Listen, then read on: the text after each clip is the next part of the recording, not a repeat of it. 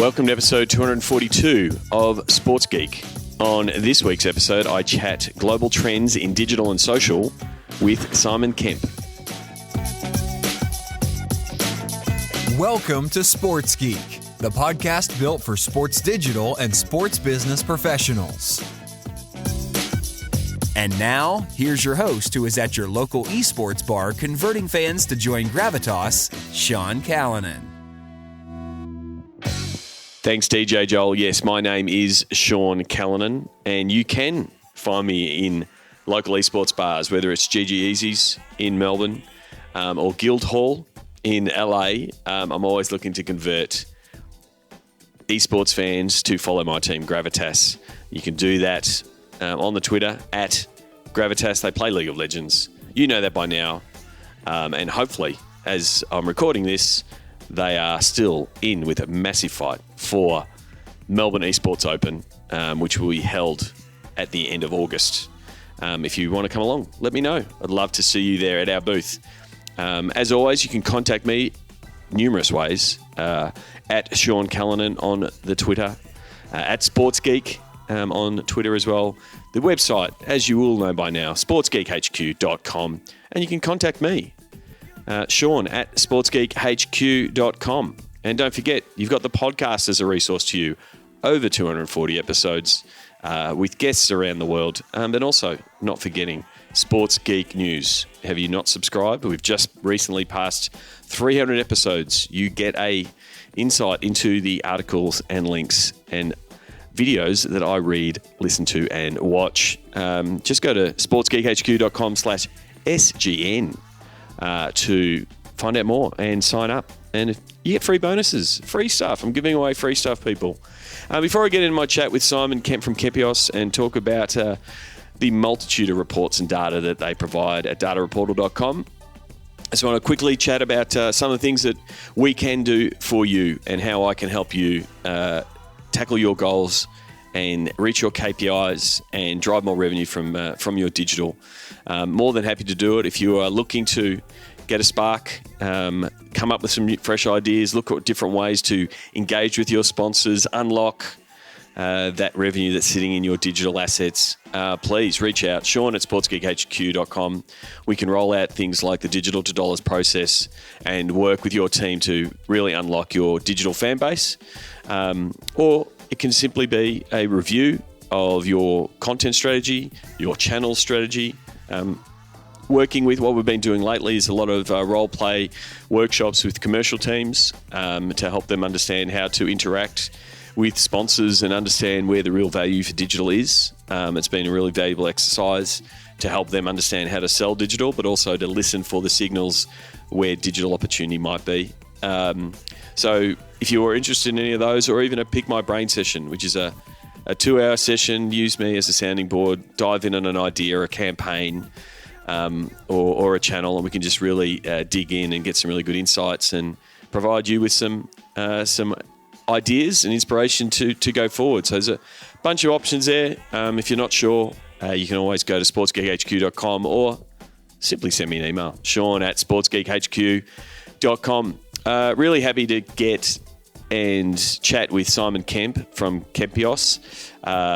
We had a good chat about his latest report. If you're not checking out the datareportal.com for latest stats and trends in digital and social, I highly suggest you do. In this episode, I pretty much call up Simon and we go through his latest global digital snapshot for Q3 2019 and really pick it apart. What things caught my eye, what things were jumped out at Simon, and some of the trends around digital and voice and social, and even a little bit of esports. So I hope you enjoy this chat with Simon Kemp from Kempios.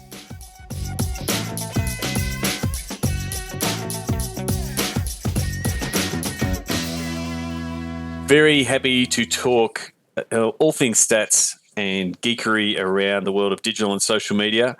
Simon Kemp from Kempios, welcome to the podcast. Thanks very much, Sean. Good to be with you. As I said in the intro, I've been using your slides and your research in keynotes and the like for a few years now. How did you get your start in diving into this social media and digital scene? So I started working in digital back in the early 2000s. My first job was building e-commerce websites, hardcore coding and stuff. So I've been doing this for a little bit longer than I care to admit to. That's all right. A geek like myself, back a coder and developer before a sports geek. So we've got to have to show off our technical chops. Yeah, and then the reports that you referred to, been doing those for, it's coming up on 9 years now. Starting to show my age here, but yeah, they sort of grew out of a frustration, not being able to have the right data myself, but also constantly having clients for the agency that I just launched at that time, which was We Are Social in Singapore, part of the broader global network. We had loads of questions at the early stages of that agency saying, do people really use Facebook in Vietnam and stuff like that? So we just thought, rather than answer these as one-off emails all the time, why not just produce a report and make it available? And it's kind of grown from there. Yeah, so the people who don't know, you can go to datareportal.com to get the regular updates on all things, and it keeps being more expansive every time on different platforms, what they're doing, the trends that you're seeing, and I guess you can make your own assumptions and theories around the numbers. That's the beauty of statistics. What of the latest one? So the latest one that came out, Q3 Global Digital Snapshot, that came out in July 2019. Was there any gotchas or anything that popped up for you that was sort of a feature of that report?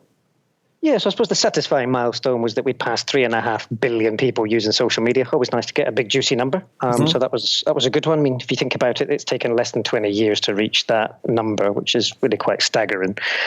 Just sort of looking at that from a share of the world, that's 46% even of the world's total population. But when you sort of reduce your focus down to the 13 and above group, so 13 years old and above, which is kind of what the minimum age group for using social media is, you actually rise up to 59%. So you're looking already at more than half of the eligible audiences around the world using social. So that was a pretty surprising and satisfying number. I mean, it was early. Like I remember 2009, 2010, 2011, it was the old, how quickly did TV get to 50 million users, and then how quickly did Facebook and how quickly did Instagram? Like that was the early. I think it was Eric Qualman's video that was one of the ones that was early on those stats. But 3.5 billion is ridiculous. Yeah, it's a pretty juicy number, right? And it shows how much this has become an integral part of everyday life, whether it's something straightforward like staying in touch with your family through to actually doing business as well. So, yeah, I mean, it's just fascinating how quickly it's grown, not just in terms of the number of people using it, but the spread across the world and also the different things that we use it for. So, yeah, that was a good number, I suppose. Plenty of other little nuggets within the data as well. So, as you know, we had a fairly deep dive into esports and some pretty surprising numbers in there that have caused quite a lot of controversy. I'm sure we're going to be digging into we do want to dig into that. I guess the thing is, like, even looking at the numbers of 3.5 billion, like the other part is there's still big parts of the world that don't have that high penetration of like internet access, and when the opportunity when those populations, those countries, I guess, come online is going to further, I guess, change the internet and global landscape. Yeah, we're seeing some pretty strong growth in the parts of the world where penetration rates are slightly lower. So if you take India as a good example, you're still looking at less than 50% of the total population in India using the internet today. But at the same time, we had 100 million odd people coming online for the first time in India over the past 12 months. Just staggering growth, right? These numbers just can't get my head around them. 30 million people in the last 3 months alone. And based on that, we can see that it's actually accelerating growth, and just the sheer sort of excitement and enthusiasm we're seeing from these new users signing up for all sorts of social media platforms, downloading all these apps to their new smartphone devices. It's just, it's skyrocketing. I think that's the thing. I mean, I think it was Mary Meeker's report a couple of years ago when they pretty much rolled out mobile internet into India, which gave a lot of people in India access to the internet. So it wasn't a fixed line piece. It was like, now all their phones can connect to the internet, and now they've got access. What does it mean when India gets online? And we're just starting to see that trickle through now on what impact it has on social, but then also, as a global internet, I guess, audience, and what a big player India is going to be. Yeah, so I mean, we're seeing things like e-commerce taking off dramatically in India. So, we've got a significant number of people using the internet now, and a very high share of them are using e-commerce as well. So they've got higher than global average use of e-commerce in India, which blows my mind considering how quickly that's happened. Yep. And then playing lots of games, doing everything that pretty much anyone in the world that has a smartphone that's connected to the internet does. So, yeah, sudden changes in what people are doing and the things that they're able to do.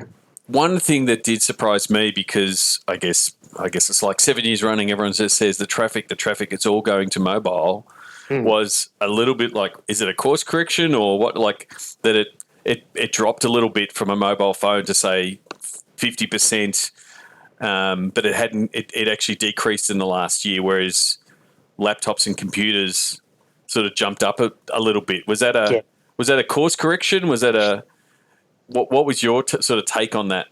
So I think I was just as surprised as you. It's an interesting one. So the numbers that you're talking about there, I'll just give a little bit of clarification to what they represent. So those percentage figures are based on the number of web pages served. Okay. So if you think about it, the use that you would make of the internet on your mobile. So you might load up a sort of browser and do one quick search. You're watching TV, you can't remember the name of that actor, or you can't remember what other films that actress has been in. You do a quick search and it's 1 page or 2 pages. Whereas when people are on their desktop devices, they're using this for work or they're researching something to buy from e-commerce, they'll look at lots and lots of different pages as part of that. So there's a very big difference between the frequency of use versus the volume and quantity of use within each session, if that makes sense. No, that makes perfect sense, yeah. And these numbers do include work. So we don't make distinction between internet use for personal versus professional use because there's no way of knowing sort of at a global scale what that looks like. So a lot of this will be work-related stuff as well. And if you think about it, a lot of people around the world now, they spend most of their workday doing stuff on the internet. So, yeah, and I think that's one of the main reasons why you're seeing that balance. But it's probably worth stressing that in terms of the number of internet sessions, then mobile is definitely the greatest share of session. So it's definitely our go-to device. And it does put like tablet devices in the corner at just under 4%. Like not necessarily the biggest, right? No. For all the devices that and I know I've probably got two iPads at home that sit on the shelf and is opened as often as a book. So. Because it's just the mobile has become ubiquitous. And then I guess the other piece is as apps are getting better, they're taking out of that web session market and of that data, aren't they? Because if I want to look up a movie actor or who's in that show, I don't go to Google anymore. I just open up IMDb, and that's how I find out that person. So that's also where that change has probably happened as apps get better.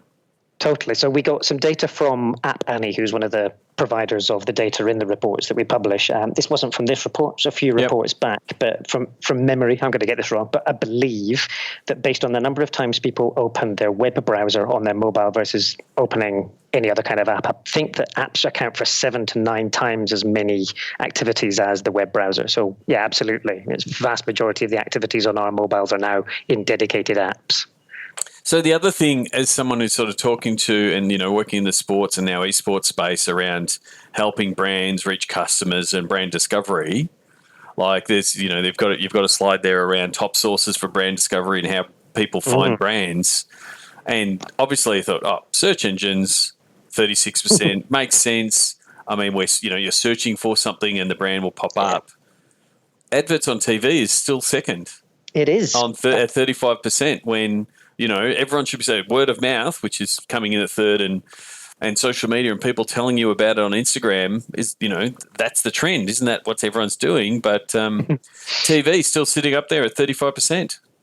Yeah, and I think it's important to remember that this is a source of brand discovery. And it's rare, I suppose, that people are going to enthuse about every brand that they use. You will find 1 or 2 brands on a regular basis. So somebody rushes in and tells you about, I don't know, a new beer that they've drunk or something like that. But in the grand scheme of the number of brands that you're introduced to, it's rare that that's going to be everything because most brands are just sort of mediocre.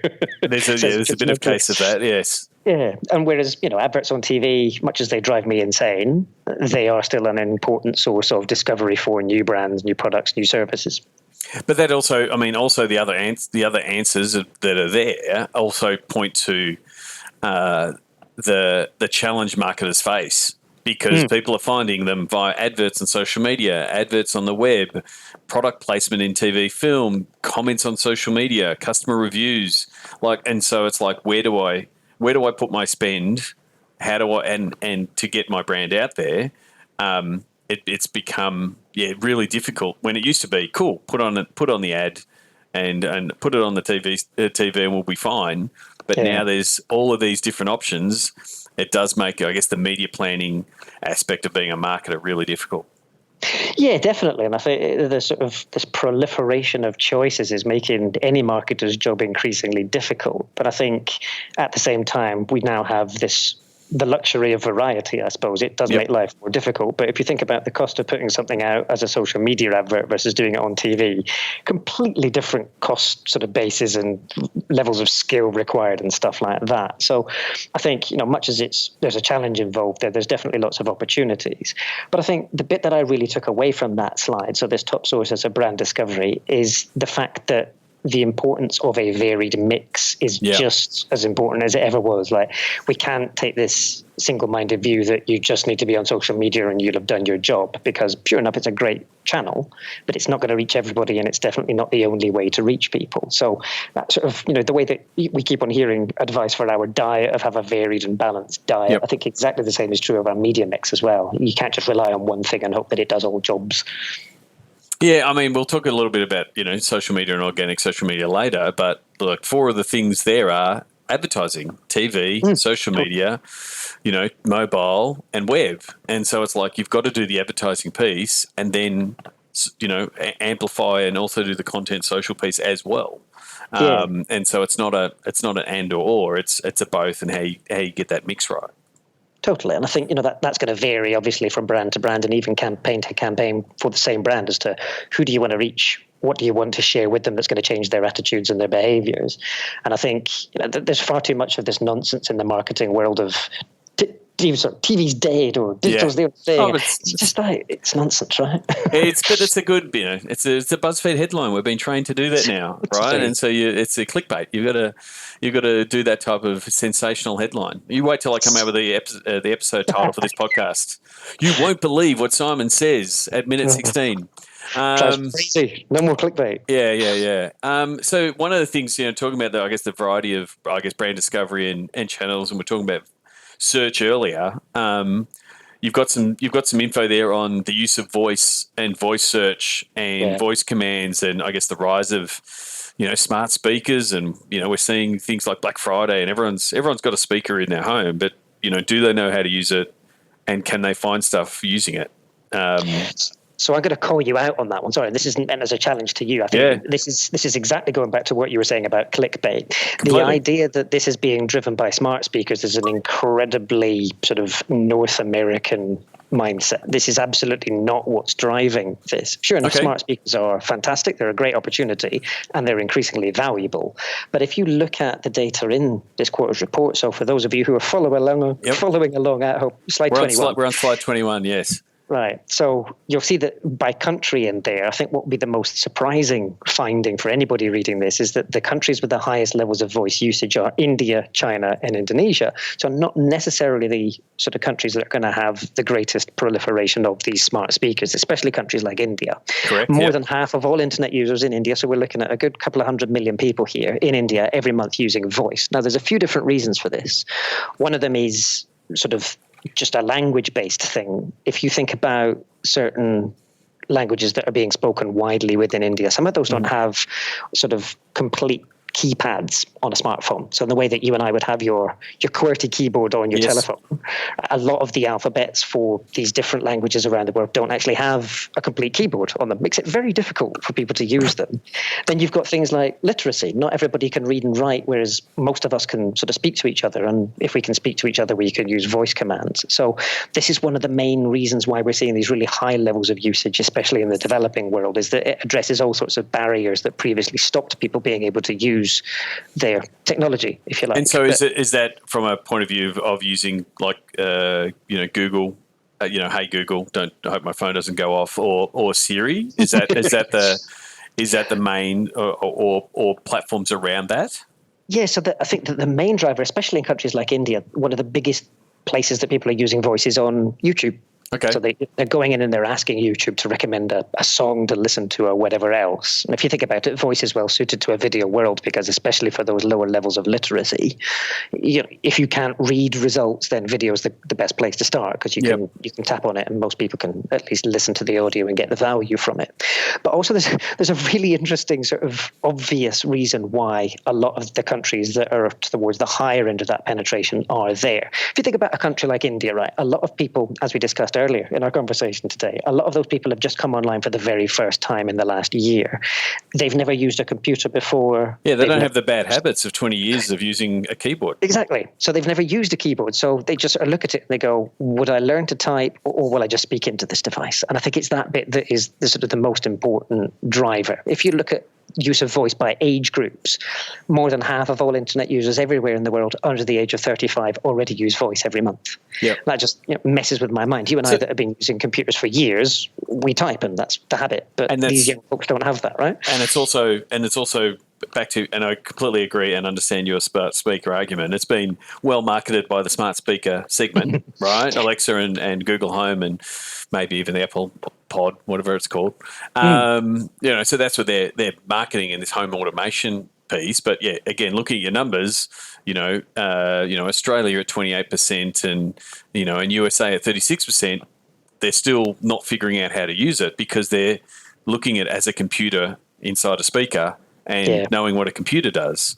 So do you think, so in the same way that when China came online and they've things like micro payments and like that, they just like reinvented the wheel, so to speak, to go, this is how we would do it. Do we think, should we be looking to how it's being used and as an opportunity for innovation to say, well, they've figured out a way to make voice work, whether it's, specific use cases or means for it to, should we be looking at these countries for what the trends should be rather than, hey, we have to rewire the brains of North Americans and Australians and, the British to help understand what this piece is, if that makes sense?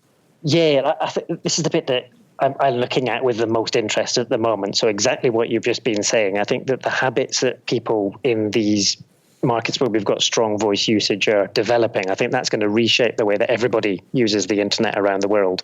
So if you think about companies like Google, Facebook, all of these big digital companies, they need to continue to deliver strong growth to their shareholders, otherwise everything falls apart. I mean, anything less than 35% growth in either users or revenues every quarter, and people start to freak out. Now, if you think about where the opportunities for continued user growth are going to come from, it is from those developing markets like India. And if we're going to be able to cater to the people who aren't online at the moment, a lot of that is going to be how do they make use of voice and how can we serve them? I think what's really interesting, though, is when you look at what that means, if you're Google, you're going to look for economies of scale. So you know that you've got a lot of people that are typing stuff in, but those people can use voice as well. Yep. So have you got a smart speaker? I do. Yes, we've got an Alexa. I actually got an Alexa from the US and brought it to Australia, and it's plugged in with an adapter before it came to Australia. So how do you use it? What are the kinds of things that you're searching for or commanding the device to do? Yeah, I do limited. I use the flash briefing. I'd rarely update it. I use it for a timer because everyone uses it for a timer because we're too lazy to use the microwave that we have used for the last 20 years. And then maybe play a song, and those kind of things, but not too much outside of that. And I think what's quite interesting about that, and I think your use case is quite similar to a lot of people in the West and how that they use these things. It's a lot of everyday activities around the house. And I think that previously those wouldn't have been the sorts of things that we would have casually done. It's like, I would have gone to my microwave, exactly like you were saying. So we're adding new behaviors thanks to these devices. I think when you start to look at what people in places like India are doing, they're looking for songs, but they're also, they search in very different ways. So anybody that uses a voice search does so in a very different way to how they might type a search into a text bar. So all of those changes are going to have quite dramatic impacts on what we use the internet for, but also what then marketers need to do to address those needs that people are trying to satisfy by searching. So I think that the rise of voice is going to have some quite dramatic changes in the whole of this industry. Like everything we do on the internet is going to change. And I think it's a little bit like, looking at the Alexa space, and it's got to have skills. And so without any skills, what does it do? So it's a bit like the iPhone marketplace before all the apps came on board to say, hey, here's all the things you can do.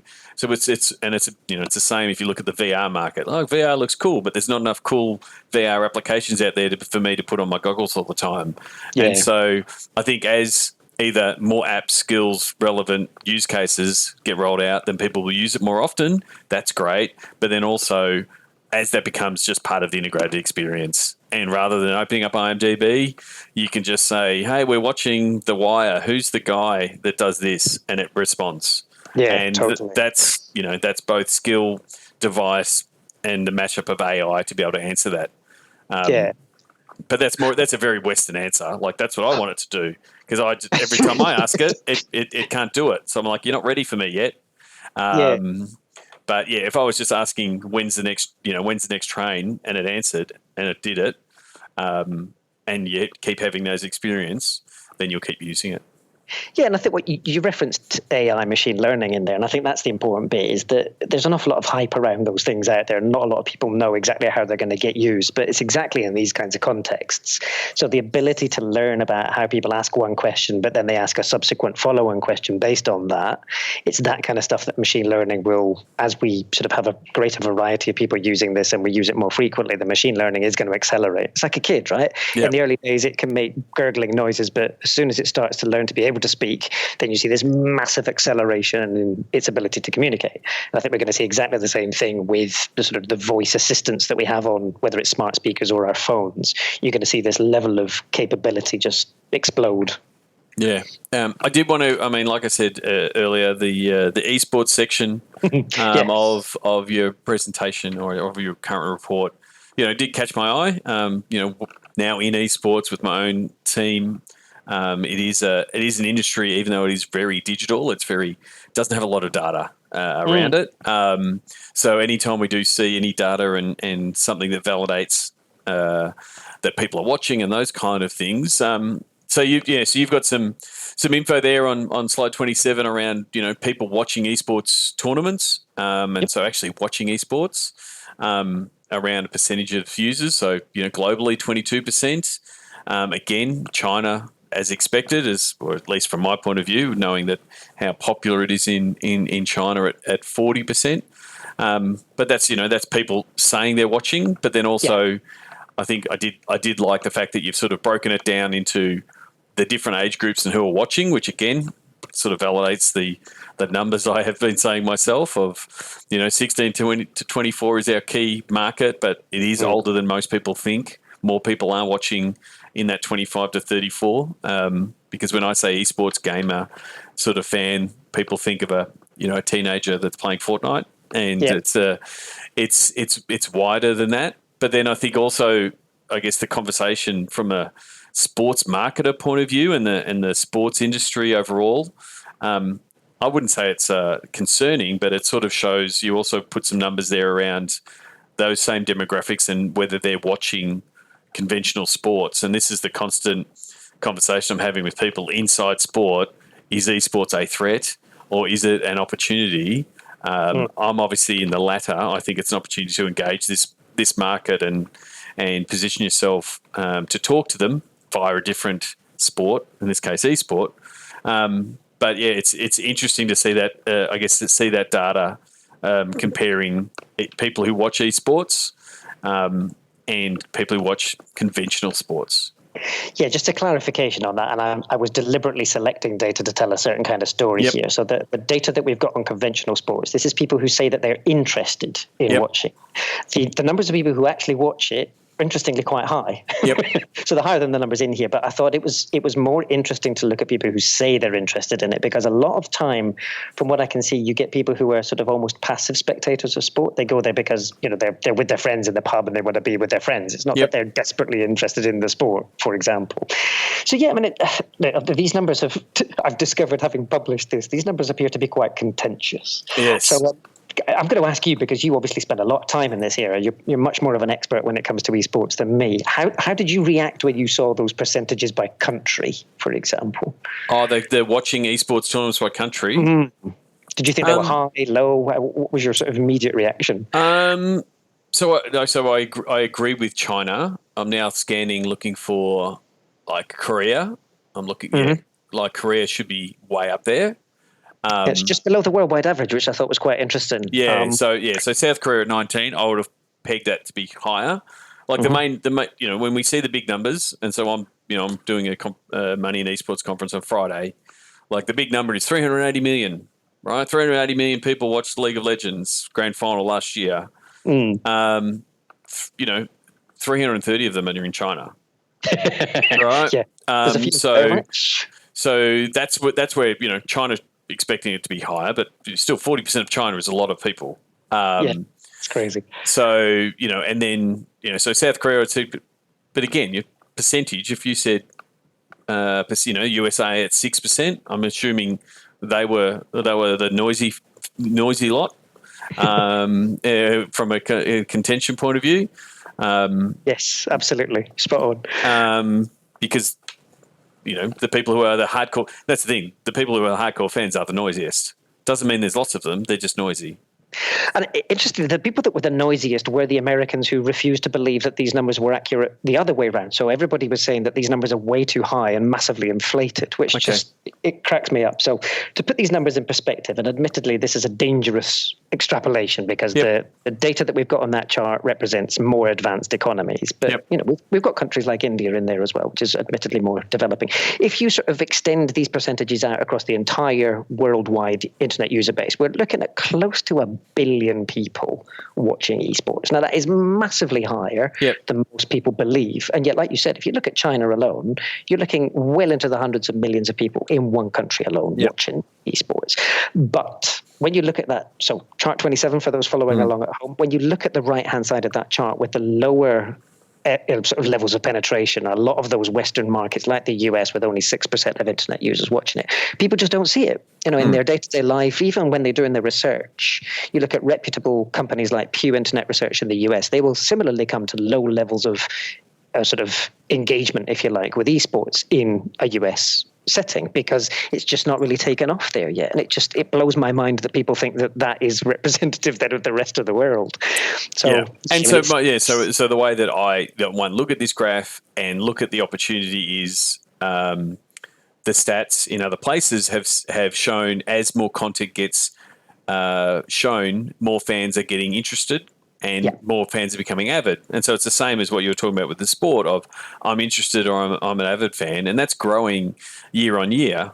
And then if you took the, and you don't have this data in your, like if you took the who plays games, the opportunity is, well, if you play these games, and again, if I use League of Legends as an example, it has 100 million people playing the game monthly.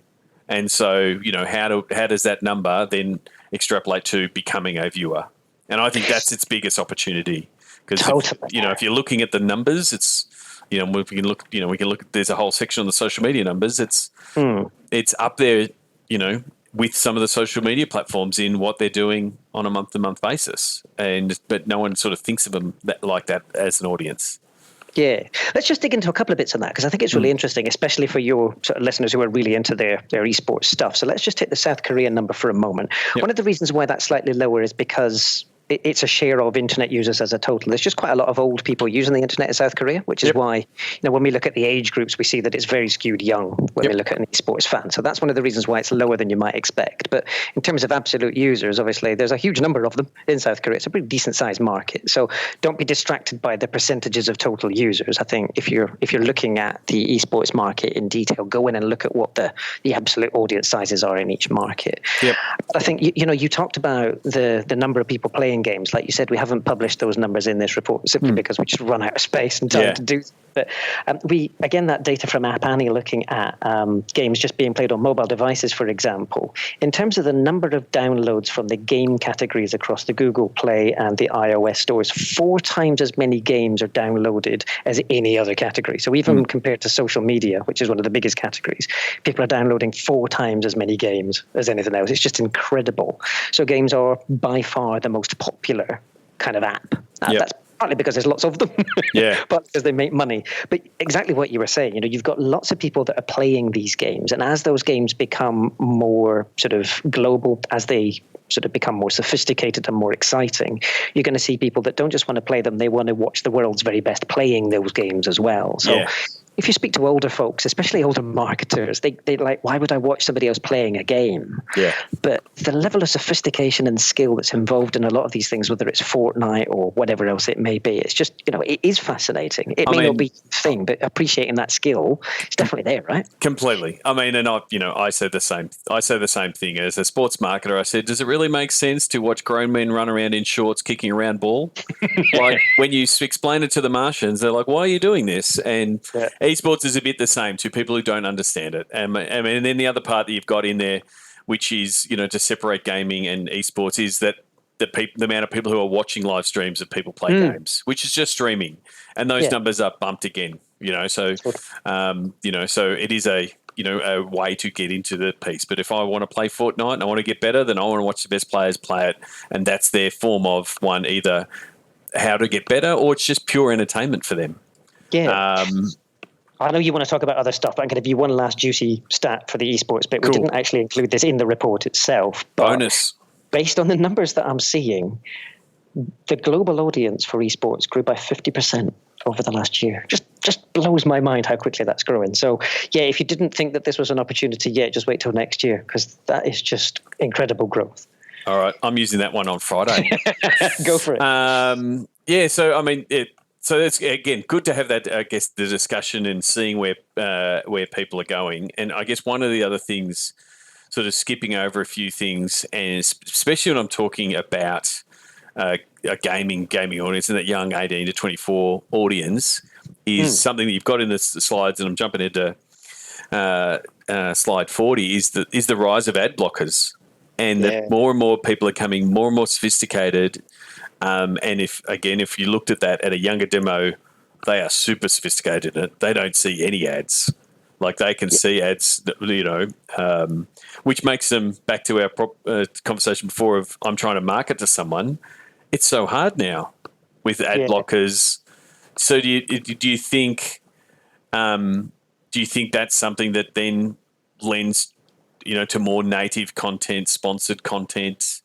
Like it's a channel that marketers have to go down because, running ads and banner takeovers and those kind of things they're just, pre-rolls and all of those kind of things. Like they're all just media that are going to be vaporized in some form or another.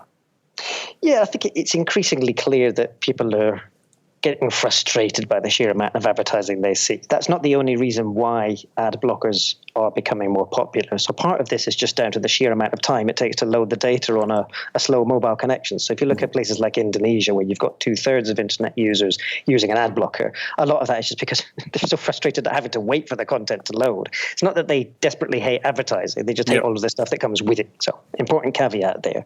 But I would encourage any marketer, it's like, why would you think that interrupting people was a good way of starting a relationship? It's very clear that what you want to be doing instead is adding value. Now, there's loads of different ways you can do that, but seriously, interruption is going to be low on that list. So read these numbers as a very clear indication that we maybe want to think of better ways of doing the stuff that we've been doing for years. Yeah, definitely. And I guess the last one there on the social media is as a source of news and how news is changing, and especially, again, the younger demographic are seeing social media as like their source of news. That's where they're getting their news and not getting it from other from traditional sources, if you will. Yeah, so that was a really interesting finding. So this is some great data from the Reuters Institute, who do this annual study of news around the world. And just looking at how people do access news. The fact that a lot of people get their news from social media, but never then go through into a dedicated news site. So they'll see the headlines in their social media feed, but they won't actually click through to the full article, which is one of the reasons why I get so frustrated with clickbait. When you mentioned it earlier, it's like, no, it's going to die because it's so dangerous. It's designed to make you click through, but so many people don't click through, and then they have this very warped perspective of whether it's politics, business, whatever it may be. So yeah, I mean, I am increasingly concerned about what this means. I sort of end up feeling like my dad here. I get concerned about where society is going. But it's what Facebook's trying to solve is around fake reporting and fake news and how they can put rigor around that and the moral, ethical discussion whether they should, and all of those pieces. But yeah, there is a tendency of I'll just read the headlines; it must be true, and yeah, and so it does become a concern. And it's concerning for the people that are doing it as well. So the same report from the Reuters Institute shows that less than half of us trust the news that we ourselves choose to read. It's just that's crazy. If we don't trust it, then something's very wrong. So, yeah, I think if you sort of compare and contrast the ad blocking data that you just talked about with the number of people who are willing to pay for news data, 4 times as many people use an ad blocker as pay for news. That just tells you a little bit about where we've got to in the state of how much people value information and reliable news. It's in a mess. We need to do something about this. But it's also the old models of again sort of comparing our old history of I'm not going to pay $3 for a paper that I used to get for this, and trying to reframe that piece where if we had microtransactions that were well integrated and people couldn't steal stuff from our wallet, and we hit a paywall and we just clicked a button and it was a quarter of a cent or 2 cents or 3 cents, we would just do it. But we haven't had that moment like what iTunes did to music effectively and made it accessible and stopped us pirating. We haven't had that in news yet. Yeah, and then you look at something like Spotify as well. If we get a Spotify equivalent for news, which I know Medium is trying to do, but it kind of feels like there is a very clear demand for that, and there's a societal need for it as well. So I think we're going to see more stuff like that coming through. I know there's a bunch of companies that are trying to make this work, but the biggest challenge at the moment is the publishers behind those current sort of legacy models refusing to make their content accessible. And you can understand that. The music companies were the same when Spotify first started, or their previous competitors. But I think the evidence is all there. News is the next industry that absolutely has to be reinvented, or it's going to completely fall apart. And digital did not bring these trust issues. Like we've had mistrust of some of these news or media organisations for a long time. It's just highlighted some really bad practices in the space. Yeah, the conversations around it are more evident in social media, which therefore makes us talk more about the digital news. But you're right. I mean, you look at the politics in the US and the TV coverage around that, very clear that there's exactly the same problems there. Yeah, I'm in the process of watching The Loudest Voice, which is looking at the start of with Russell Crowe and the start of the Fox News channel and that kind of thing. It's an absolutely cracking watch if you haven't. What's that called again? The Loudest Voice with Russell Crowe and Naomi Watts. Super. But yeah, so one of the slides that I do lean on a fair bit to sort of give an update is the active users of top social platforms, one of the most which number 46, which is one that people go, where is it? Again, and you can either get it from a global point of view, and then you can also go down to region. So I'd obviously look at this one, and then I would show what the Australian one looks like, or what the US one, depending where I'm seeking what. And normally, and the 1, 2.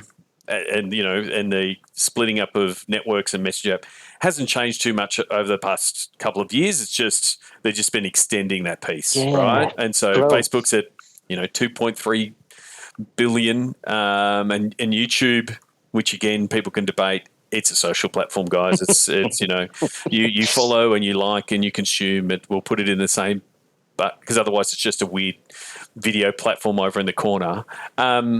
And the rise of Messenger and the shocking bits is always, do you know how many Facebook owns of these?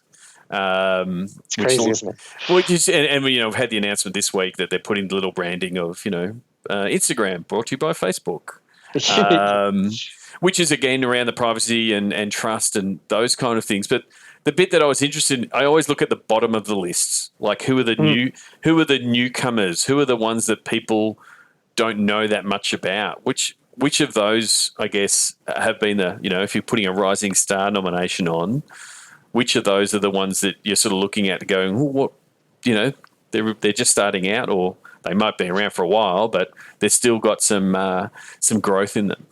So I think you and I are going to agree on this one, but Discord is messing with my head in all sorts of good ways. So Discord, for those that don't know it started out as a messaging platform for gamers, which is why I'm guessing, Sean, you'll know about it well. But it's grown much beyond the gaming community as well. So you can go in there and you can talk about music, you can talk about fashion. So if you've ever used Slack, it's like Slack, but for people that don't want to talk about boring shit. Yeah, it is. It's exactly. I say it's Slack for gamers. People go, oh, cool, and it pops up. They pop up communities.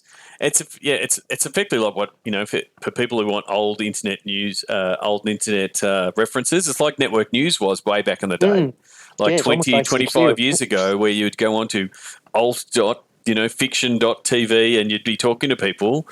That's what Discord is, and it's a combination of voice and chat and texts and my guys, the Gravitas boys, use Discord as their comms tool when they're in game.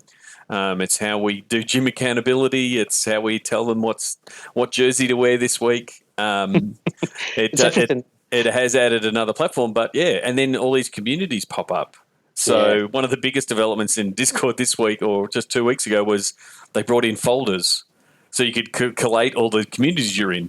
Yeah, because you end up being added to all of these groups. It's those communities that are most interesting from my perspective. So it's not just that this is a growing platform with a lot of users. It's the way that it changes behaviors in social media that I'm most interested in. So if you think about Facebook, you connect with your friends and then you try and talk to your friends about multiple different topics. Whereas Discord, you go in and you find the topic and then you talk to people that are sort of pre-qualified to be interested in that particular topic. Yep. I think this is the bit that's really interesting, is the younger you are, the more likely you are to exhibit that kind of behavior on social media. So increasingly, the changes in behavior we're seeing amongst the younger social media users is they're coming away from networked behaviors and they're going into community-based behaviors. Yeah, and they're more private. Yeah, and I think, well, whether they're private or not, I think is, because they're using things like Reddit as well, which is quite public, but it's that driver of, I want to talk to people that are interested already. I don't want to have to go onto Instagram and find people that are interested in this designer or in this musician. I just want to go and talk to people that I know I can geek out with and share my passions with. That doesn't mean that people are going to stop publishing photos of their lunch to Instagram, but it's a very underserved, if you like, need on social media that Discord has pretty much addressed, and that's why we're seeing these incredible numbers and the growth that it's gaining. So how long do you think you keep Snapchat as orange as a social network, and how close are you to changing it to Messenger? Because I used to have it as a messenger and I changed it away. It's a tricky one. Because it keeps trying to be a publisher. It keeps on being, hey, this is where you share your fun stuff, and this is where, but all usage, and again, more anecdotal and more, via my own kids who use Snapchat and knowing people who do, it's so much a mess. It's being used as a messenger platform. Like that's how they message their mates. It's all groups. It's they're not sharing their Snapchat stories as much. Some people do, but it's just sort of just how it's like. I'm the same. It's sort of flip between it's a network, get involved, be on Snapchat, and then you go, well, hang on, they're all using it privately. Yeah, I suppose part of it is because you can follow celebrities and whatever else, but theoretically you can do it on a messenger platform too. So I don't know, maybe the answer is just to stop doing it in different colours. But yeah, they're big, they're important. And Snapchat growing, that was one of the other big stories this quarter as well. Massive growth in Snapchat's ad audience, blew my mind. So all these people that are claiming that Snapchat is dead, come and have a read of the report, you'll get some surprises. But it's also how they're using it. So they're using it, they're just not using it how it was marketed to begin with.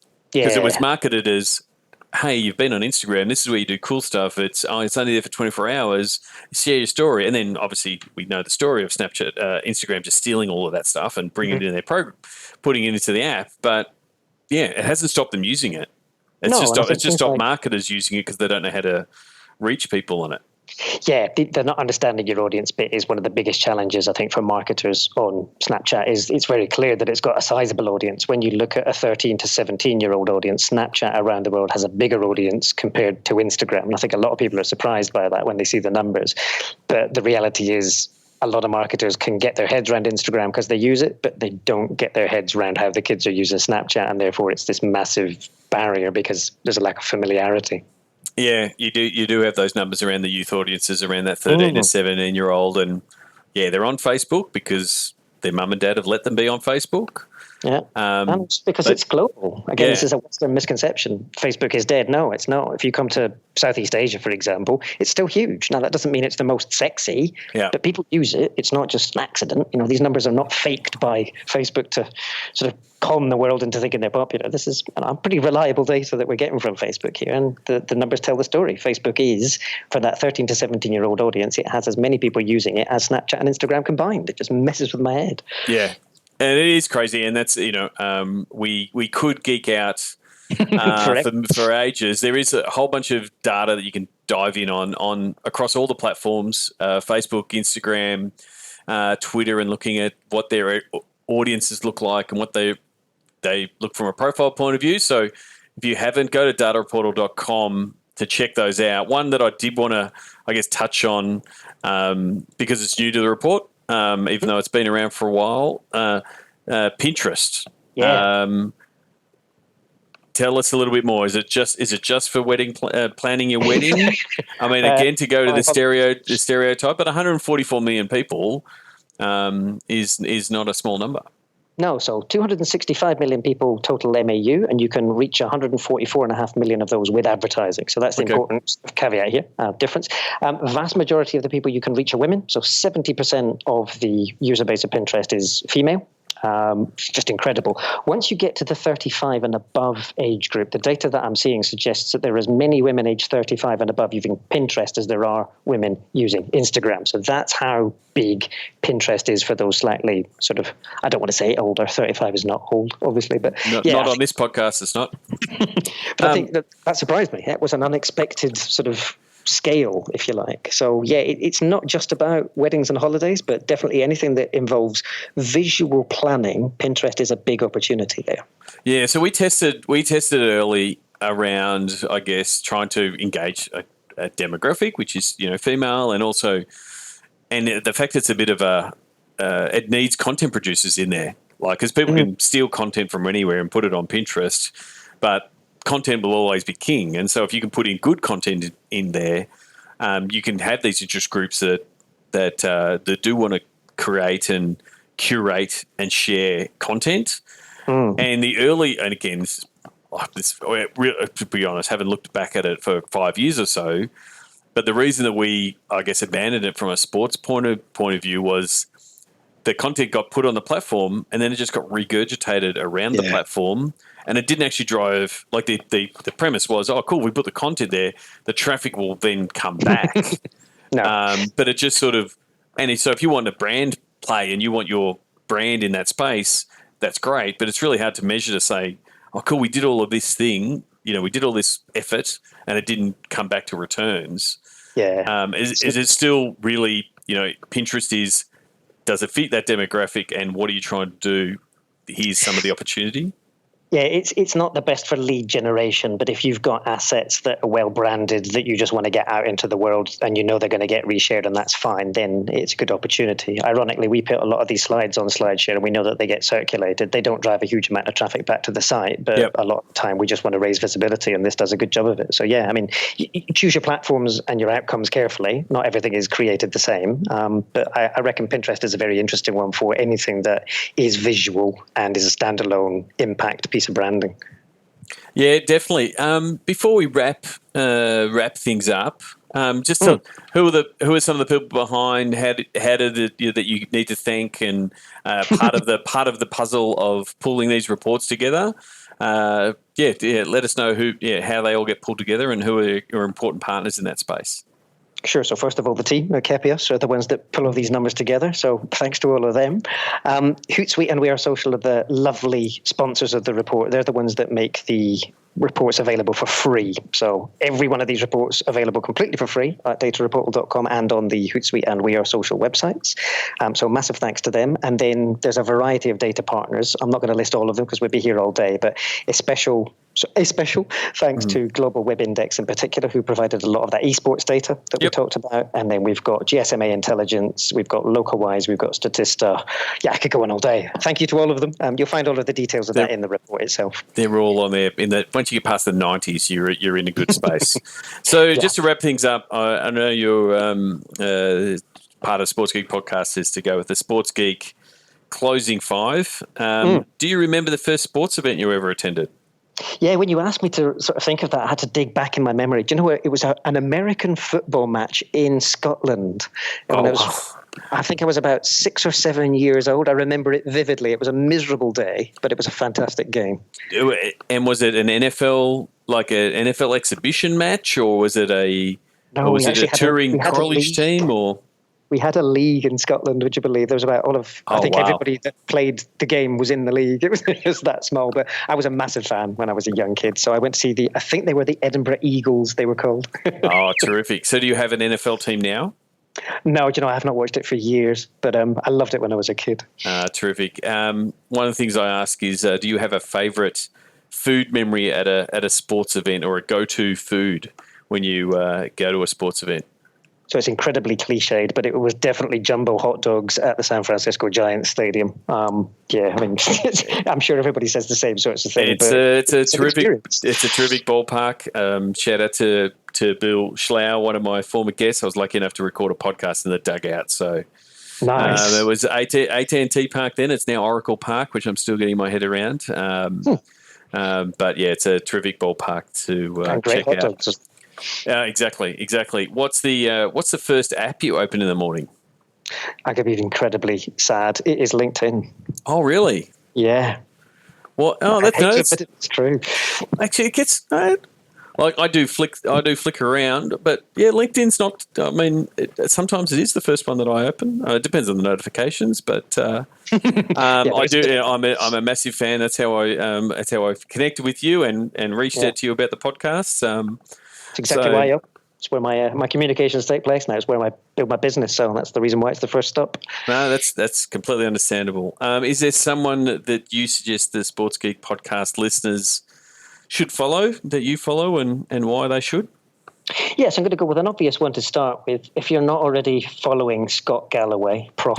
Galloway on Twitter, he's definitely my big source of inspiration at the moment. I just find the guy fascinating, and he's just his whole sort of lack of fear of getting off the fence and having a strong opinion. I find that hugely valuable. So he would be my top choice, I suppose. And then I suppose if you're looking for somebody that's got a little bit more of a provocative angle on things, then a guy called Adam Fraser, a fellow Australian. I've just been speaking to him about quite a lot of stuff. He runs a marketing podcast as well. So check out Adam Fraser's stuff as well. He gets really into the sort of the nitty gritty of digital for business. So really useful perspective, especially considering he's not American. Yep. I have run into Adam over the years. So yeah, that's very good. And so then the last one, which becomes really important when I'm speaking to you, you've been looking at all the stats. Normally I'm asking this of a pro team or a league, but in the Kevin Durant style, who said you're the real MVP. What social media platform is your MVP? So from a personal perspective, I get the greatest value out of LinkedIn. Probably not a surprise given what I just said earlier, but I'm just finding that people are increasingly use it to actually get stuff done from a business perspective. So yeah, it's the one that I'm building valuable networks on, and I'm actually doing business on as well. So yeah, surprised myself by being a nerdy geek, but yeah, that's the one that's winning at the moment. It is one that is growing. It is growing votes. I mean, I guess So normally I ask people from their team or club point of view, and they would lean into Facebook from a point of view of what the platform offers and ads. But then when you talk about personal, it's either I like to switch my brain off and I like the pretty pictures of Instagram, or I like the content that I'm getting via LinkedIn. And I think that, I've said it before, the Microsoft acquisition and I guess the tweak that they've done, Facebook to more content and showing the appropriate content, whatever they're doing with the algorithm, I think it is working. because you are seeing more of the stuff. And, I know I've got a lot of LinkedIn connections, but people say, I'm always reading your stuff on LinkedIn.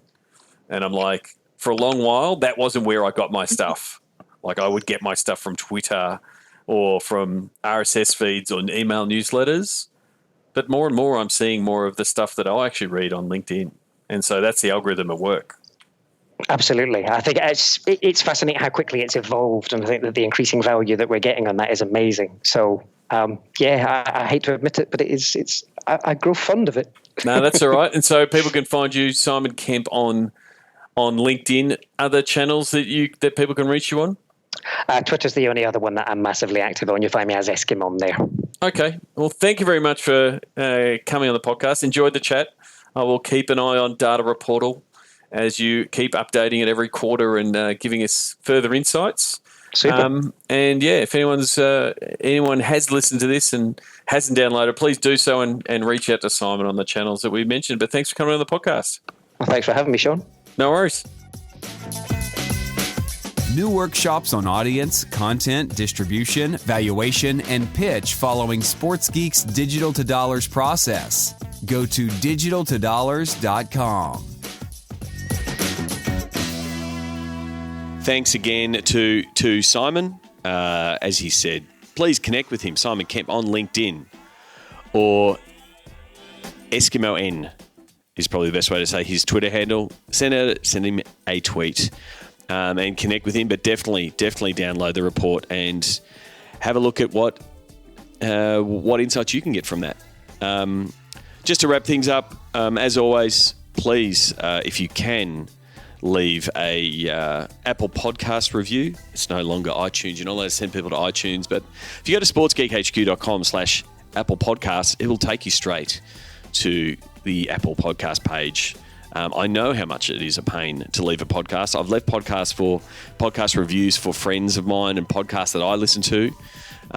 If you've left a podcast before where I think we've had 90 reviews, thank you very much. If you haven't left one, don't feel guilty. I know how hard it is. I know how hard Apple make it.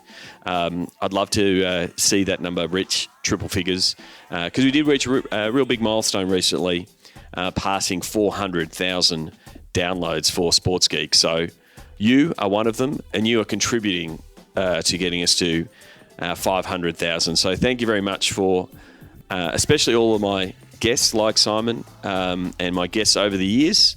Some of them have been lucky enough or unfortunate enough, depending on your perspective, to come back multiple times. But yeah, I'm really appreciative of them giving up their time and also you giving up your time to listen to me and listen to them and talk about digital. I hope it is of value to you, and I look forward to the next 100,000 downloads. So if you do enjoy the episode, and if you have enjoyed it, you could leave a review or you could just pass it on to a friend. Word of mouth. You can tag someone on LinkedIn. You can thank a guest. I find that has been the most effective method for finding new listeners. So if you pass it on to someone, I'm very appreciative. Until next episode, don't forget you can contact me at Sean Callanan on Twitter or Sean at sportsgeekhq.com. My name is Sean Callanan, and you've been listening to Sports Geek. Join Sports Geek Nation access to exclusive Slack and Facebook groups with regular Q&A sessions with Sean Callanan. Go to sportsgeeknation.com to join. Need help with your digital rate card? Not sure how to price your assets? Is there a disconnect between digital and commercial? That is where Sean works best, in digital divorce counselor mode. Book a time for a call with Sean to discuss the Sports Geek process. Go to sportsgeekhq.com/phone call. Go to sportsgeekhq.com for more sports digital marketing resources.